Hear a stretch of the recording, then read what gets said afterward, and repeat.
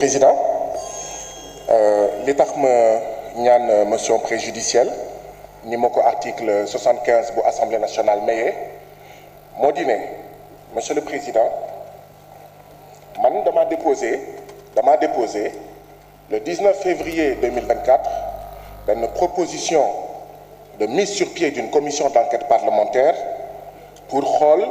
saytuwinu budget Assemblée nationale diggante octobre 2022 ak octobre 2023 ndaxte man mii nga xam ne maa bokk ci commissaire au compte Assemblée nationale ci diir boobu musuñu woote réunion musuñu rendre compte musuñu def rapport musuñu def dara te xamuñu 20 21 22 23 milliards yooyu fan la jaar léegi ci ginnaaw boobu président Macky Sall indi projet de loi lan moo tax ñun bu ñu déposé ci sa table yow président de l'Assemblée nationale doo ko xool te bii mooy ñaareelu yoon première fois bi mooy samay mbokk député PDS ñu indi fi commission d'enquête parlementaire fekk fi sama 10 commission d'enquête parlementaire yi ma déposé entre octobre 2023 ak décembre 2023 yow président Assemblée nationale ak sa bureau ak sa conférence des présidents ak sa majorité parlementaire ngeen pousse 10 commissions d'enquête parlementaire yooyu xool ba suba PDS bii mooy deuxième fois nga koy def nga teg ko fan monsieur le président de l'Assemblée nationale nga teg ko fan ndax dafa am ñaari député ndax dafa am député am ndey ak député amul ndey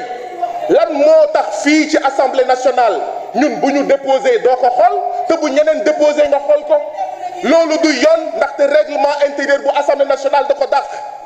loolu moo tax ma ne comme du ko xool nag kon c'est difficile ñu ne ñu tey ngeen ñëw nañu ñun jàmm la ñu bëgg ñun jàmm la ñu bëgg c'est pas vrai l'autre nom de la paix c'est la justice l'autre nom de la paix c'est le respect des lois et règlements donc mënuma gëm majorité parlementaire bii bu waxee jàmm moo ko fi indi te muy fouler au pied les droits de chaque député de tous les députés de tous les citoyens sénégalais moo tax ma jàpp ne balaay proposition bii balaay projet de loi bii di jàll da ngeen waroon wax dara ci sama proposition de mise sur pied de commission d'enquête parlementaire balaay projet de loi bi déposé naa le 7 mars 2023 une proposition de loi pour la modification des articles L29 L30 et L57 du code électoral principe la ñuy doxee c'est pas parce que da ngeen di wër fu nekk di fen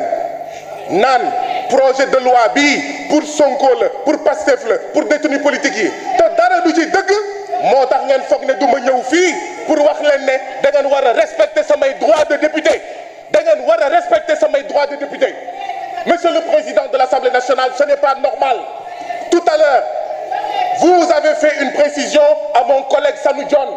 j'attends une précision de votre part pourquoi systématiquement quand on dépose des propositions de loi quand on dépose des propositions de commission d'enquête parlementaire vous les foulez aux pieds vous ne les regardez pas et quand mes collègues du PDS déposent vous les regardez quand le président amène vous regardez ngeen teg ko fan bu ñu buggee jàmm dañuy respecter les lois oui nañu génnee Ousmane Sonko waaye nañ ko génnee par l'abandon des charges et pas une amnistie qui protège le fils du président oui nañu génnee tous les détenus politiques parce qu'ils n'ont rien fait mais pas une amnistie qui protège le président son fils ses hommes et ses femmes demain abandonner les charges parce que ce sont des charges fausses fallacieuses monsieur le président j'attends de votre part comme vous l'avez fait tout à l'heure de manière si courtoise de manière normale à mon collègue Sanu John j'attends que vous me disiez pourquoi systématiquement vous le faites et quand vous le faites ça ne trahit qu'une seule chose en réalité c'est ce qui vous arrange que vous regardez lu leen arrangé wul du ngeen ko xool ce qui montre encore une fois que ce projet d'amnistie n'est pas en faveur du peuple n'est pas en faveur de Pastef n'est pas en faveur des détenus politiques n'est pas en faveur de nos martyrs n'est pas en faveur de Ousmane Sonko n'est pas en faveur de notre candidat Bassirou Diomaye Faye mais c'est en faveur de votre camp de votre président qui est le parrain des tortionnaires qui est le parrain des assassins qui est le parrain de ceux qui ont blessé les gens qui ont assassiné les gens c'est ça la vérité j'attends votre mise au point monsieur le président ce n'est pas normal il ne saurait y avoir deux députés deux citoyens Si, Monsieur le Président, rappelez juste que Balangay Dige Tchangay Dangay Sango. Préciser textuellement l'article 75, parce que souvent, on dit à l'article 75 textuellement, à tout moment, jusqu'à la clôture, il peut être présenté des motions préjudicielles tendant soit à l'ajournement du débat jusqu'à la réalisation de certaines conditions, sur l'article précédent sur la question préalable. Toutefois, le renvoi de la commission saisie au fond est de droit si celle-ci continue le débat. Car cette motion préjudicielle n'a aucun rapport avec nos travaux d'aujourd'hui, car il a évoqué